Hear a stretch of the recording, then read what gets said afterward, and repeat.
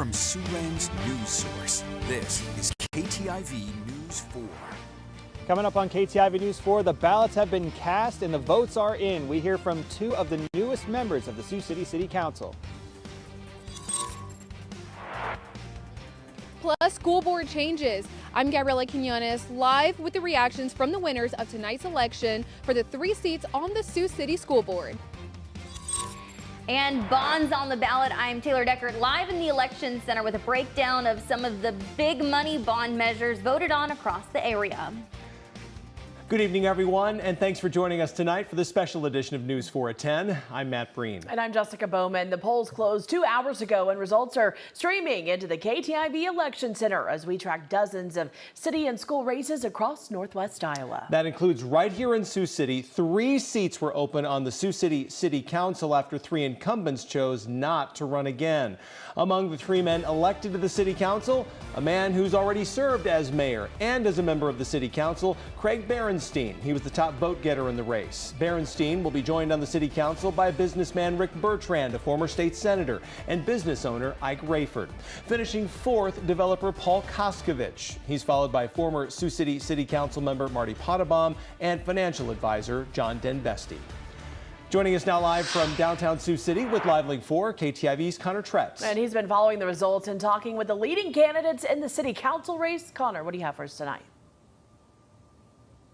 Yeah, Jess, I spoke with 2 of the 3 newly elected members of the Sioux City City Council who will be replacing Dan Moore, Alex Waters, and Matthew O'Kane on the council. 3 incumbents who decided not to run in this year's race. I was able to ask Ike Rayford and Craig Berenstein about their top priorities day one. His economic development is probably number 1 because it's such a driver for so many issues that we'll address throughout the term. As we proceed in the initial part of in January, the budget will certainly be important. We'll look at the capital budget, the operating budget, and we'll certainly take a look at looking at opportunities with our new city manager. And I know that the developers, they're unhappy with some things, and hey, my message to them is that, you know what, tell me what you want us to do and let's get it done. So it's about us growing this great city. It's about us making sure that we do the things that we need to do so that Sioux City is represented and Sioux City grows.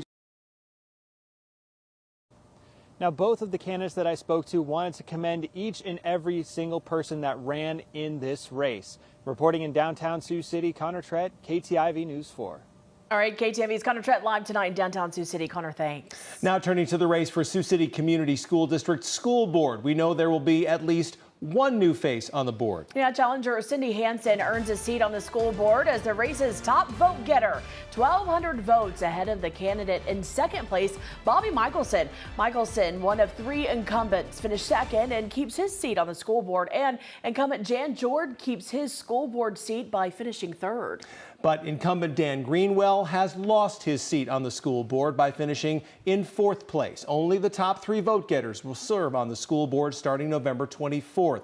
Greenwell was followed by the other challengers in the race, Christian Supiat Perez, Jebediah Hibbs, and A.J. Cecil Starlin. Joining us with Live Link 4 from downtown Sioux City, KTIV's Gabriela Quinones. She's been following the results in the school board race, and she talked with the leading candidates. Gabriela? Yeah, so I spoke with Cindy Hansen, and she says that she wants to prioritize elevating Sioux City District to make it a destination district and keep families local, which will in turn elevate the community. And I asked her how she plans to accomplish that. I'm going to do that one day at a time, looking at every piece of data that comes in front of me, asking questions of our cabinet members, asking them, how have you gotten input from the teachers, from the parents, from the para-educators, from our students? How are you making sure that what you're proposing is actually going to work? What are we going to stop doing so that we free up some bandwidth for our teachers to do what they're really passionate about, and that's teaching.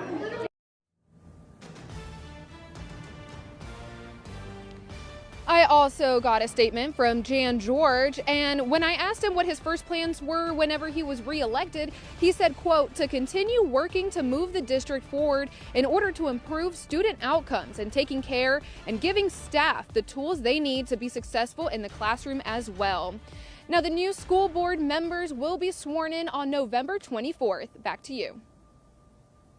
That's Gabriela Quinones live for us in downtown Sioux City. Time now to take a look at the bond measures on the ballot across Northwest Iowa. We'll start with those school bond issues. Yeah, and KTV's Taylor Deckard is in studio tonight and has a look at some of the high-profile school bonds. Taylor? Matt, Jessica, let's get right into the results that we are seeing, starting with the bond measure for Sergeant Bluff Luton School Public Measure WS. This was for $37 million bond for the primary school. Remember, these needed 60% to pass a supermajority. So currently it's sitting at 59% of the voters saying yes. We're getting 100% reporting numbers. Now, it lost by 0.3%. So that is something to keep in mind with these unofficial results.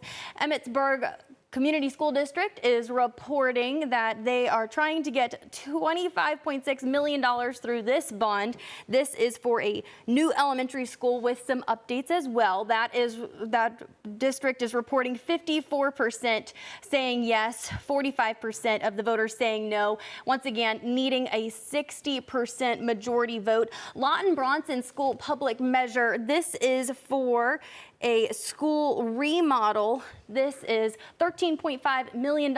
We are getting 100% reporting for this bond measure. It is passing 60, or rather it's not passing. They voted no 60%, so it still fails with this one. Westwood School Public Measure WW. This is for a $9.3 million bond. This is reporting 100%. Once again, needing a 60% majority, neither yes nor no. There was no agreement on that number. So we moved to Hinton School District Public Measure, where they were looking for $8.9 million.